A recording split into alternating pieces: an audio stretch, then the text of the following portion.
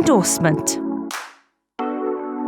Endorsement is completed using SCW Online. Social Care Wales signatories have a My Organisations button in their accounts. Please contact us if you cannot see this or if you wish to become a signatory.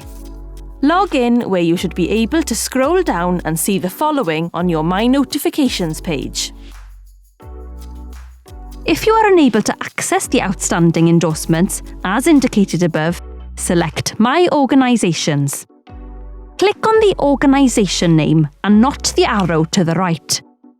This will bring up a list of all the things you can access as a signatory. Select For Endorsement. This is the For Endorsement page.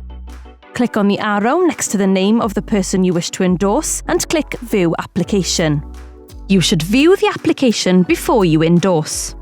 Check the information on the application thoroughly, as your endorsement confirms its accuracy. Navigate back to the top of the page to close, once you've checked all the information. Then select Endorse. If someone has failed to declare something on their application, you should note it in the Further Information box at the bottom of the endorsement page.